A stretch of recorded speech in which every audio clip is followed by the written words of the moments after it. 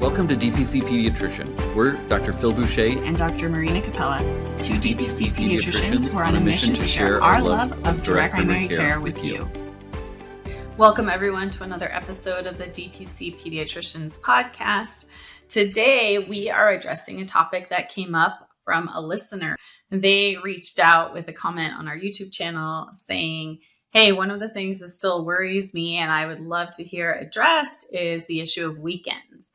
So a lot of people worry about this, right? When you think about going out into a solo DPC practice or even a solo private practice of any kind, the worry might be, do I have to be available all the time? Will I ever get a break? Can I have weekends still with my family? That's a completely legitimate concern. And so hopefully today we will address that for you and many other listeners. So Phil, start us out. Did you, first of all, worry about this when you started out, and how have you addressed it? Totally. Definitely a worry because you never know what it's going to be like. I came from a fee-for-service practice. I was a partner with 10 other pediatricians. We had Saturday hours, we had Sunday hours. And so the thoughts around, okay, well, how am I going to take care of people on the weekend was a big question and consideration because I went from 1 in 10 Saturdays and 1 in 10 Sundays to what do we do for weekend coverage? And as all of the big anxieties and worries when it comes to DPC, it was not as big of a deal as it felt when going through it. I will say that we have a fantastic weekend plan in our practice.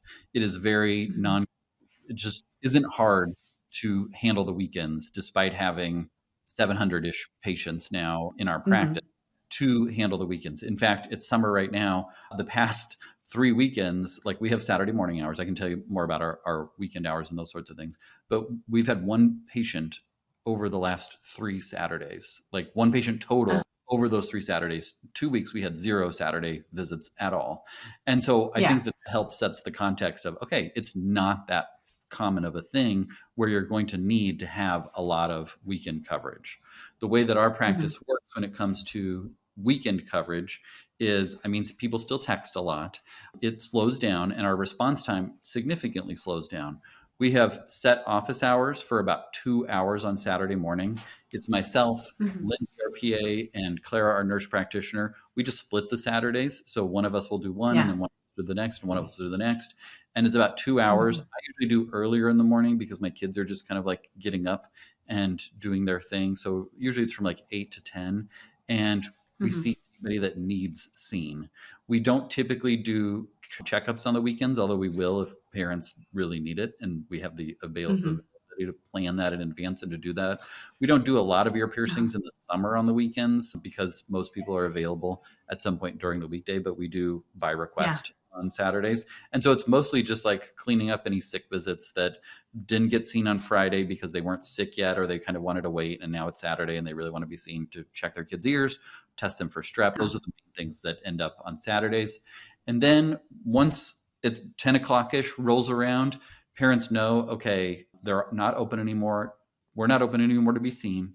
And so we try and encourage people, if you have a Saturday issue, text us at 6, text us at 7, which is fine because most people, their kid is either sick at 7 o'clock in the morning on Saturday, or they're not going to be sick till later in the day.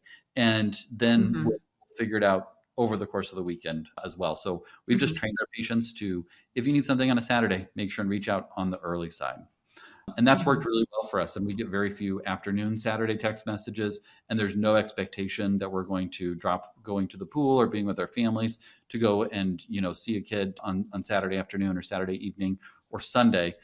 Parents expect that and are understanding of that. I've never had anyone complain you don't have weekend availability because they know that when we're available and we're really good at taking care of them.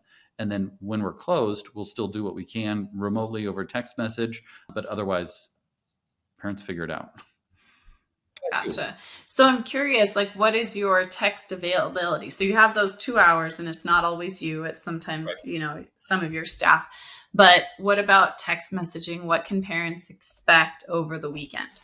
So the same way that it works on our last episode when we were talking about the we're closed text message goes out on Saturday morning or Saturday afternoons and those sorts of things. We're closed. If you've got a non-acute issue, leave it here and we'll get back to you. If it's something that you know needs to be seen, here's the link to book an appointment. If it really can't wait, here's what to do. I typically keep a moderate eye on Saturday afternoons and then on Sundays too, just to tidy up anything that's quick and easy. My kid has a fever. What should I do? Typically those are, okay, they're outside of the newborn period. So we're going to do this, that, and we'll see you on Monday, depending on how things go or how things progress. At the back of everything is, okay, if this kid is sicker or if they're a newborn or something like that, if they're a newborn that has a fever, we're going to send them to the hospital to do, the neonatal fever workup and everything like that. Like that's pretty easy and straightforward of, oh yeah, your 3-week-old has 101. Okay, go to the Bryan ER. I will call and let them know that you're coming, and then they'll take things from there. And here's what to look for and that sort of thing. They can also, sometimes parents will go to urgent care because it makes more sense to them. We offer them a Monday appointment, but they really want to get their kid's strep swab done on Sunday because they want to know going into the week.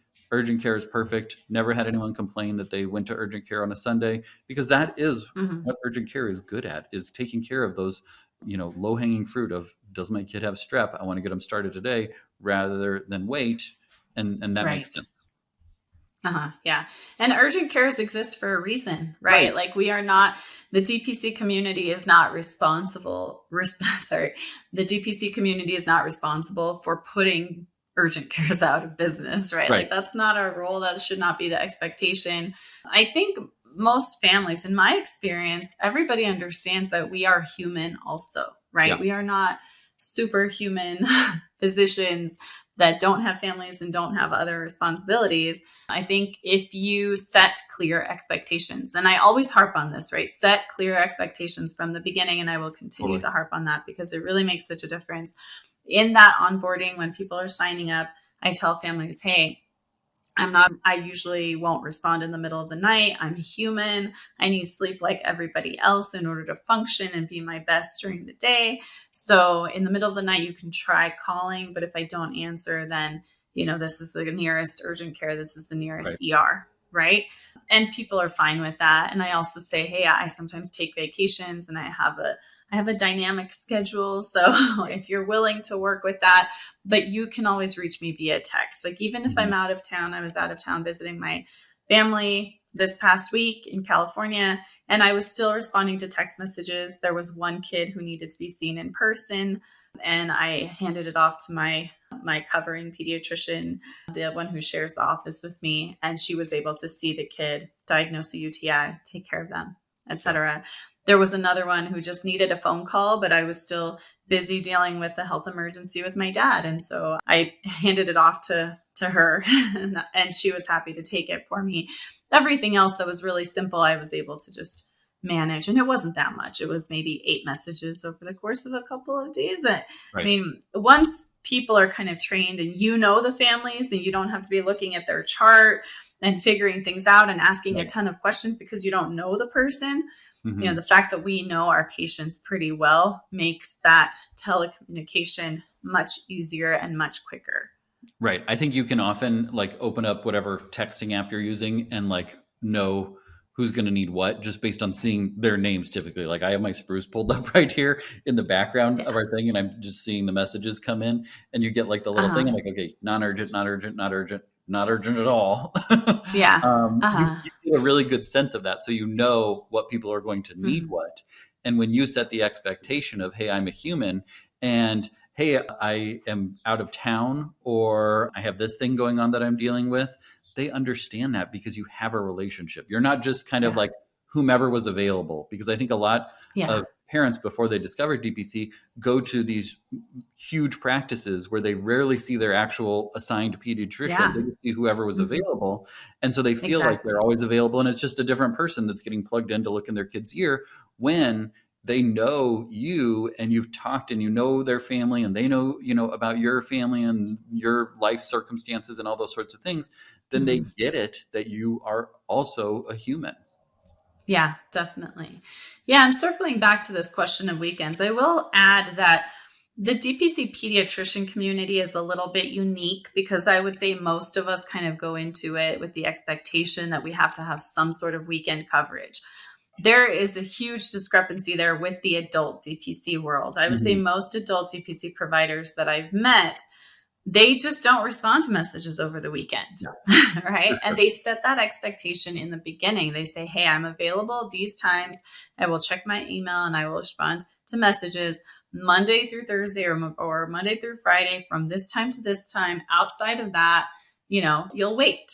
And with kids, I think we just, as pediatricians, have, I don't know if it's softer hearts or just more experience with anxious parents who we know sometimes have emergencies, at inconvenient hours.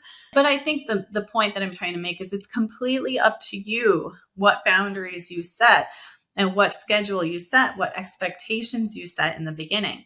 If you really are burned out and want to have your weekends completely free, you have the option to set an auto reply to your email and your texts over the weekends saying, hey, I'm not available until Monday. I will get back to you by then. But if this is an emergency, these are your options of where to go. Right. And you can say, hey, I really like this urgent care because if I need something, this is where I typically send people. And then people can go there. Yeah, exactly. You just have to be confident in that decision. I'd say pediatricians often second guess themselves or feel like, wait, but I'm trying to get these people to choose me and to pay my monthly fee. And therefore I have to go above and beyond and I have to be available all the time. And no, that's not true. I mean, you can expect people to pay you just for being their excellent pediatrician from Monday through Friday from 9 to 5 or whatever you choose, right? When I first set out to open my practice, I actually wanted to work 3 days a week. And that is still sort of my goal is 3 clinical days per week. And now I do a lot of other work. I have a nonprofit on the side. I have some consulting work that I do, and I'm doing an MBA program. So part of it was I know myself. I know that I like to not just do the same thing every day. And I want to have the flexibility in my schedule to balance all of the different things that I like to do. Right. And if I give myself that ability, I'm actually a better pediatrician because I'm learning on the side and I'm bringing those things that I learn into my practice and I'm happier overall. I'm not getting burned out. And you have the ability to do that too. So I'm not usually during the regular school year, I'm not in the office on Tuesdays or Fridays. And so parents that know me and that have been in the practice a while, they kind of get to know that. And so they know that I will offer a next day appointment. I do work some Saturdays because that works for me, but that is not at all the expectation. The pediatrician I share my clinic with, she has kids. And so during the school year, she has to pick them up by 2 p.m. So she works typically from the time she drops them off to the time she picks them up. And then once in a while, if a patient really needs to be seen urgently in the evening, she'll bring her kids, they'll tag along, they'll play somewhere else, in the backyard or in the clinic, and she will have that patient visit with them, sometimes on weekends as well.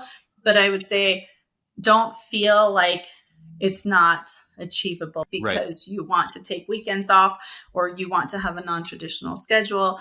That is truly one of the beauties of DPC is that you get to decide for yourself what your schedule is, what your boundaries are, as long as you practice reinforcing them and establishing them. Yeah. And my team teases me that I have a tendency towards dynamic scheduling. So, and I completely own up to that because I will say, you know what, this summer, I only want to work Mondays and Tuesdays, and I'm willing to work really long days. But my husband and I own a cabin up in the mountains, and it's only accessible during the summer. And so I said, you know what, this summer, I really want to have Wednesday, Thursday, and Friday up in the mountains. And I have a satellite up there, so I'm able to still get text messages and everything and address patient concerns. And I have someone else who can help me out if it's truly urgent, or I can drive down. It's a 40-minute drive. It's not terrible. Okay. Yeah. And but I just decided. And so I asked my team, are you guys willing to modify the schedule? They were all on board. And so I really appreciate my team for being okay and kind of going with my tendency towards dynamic scheduling.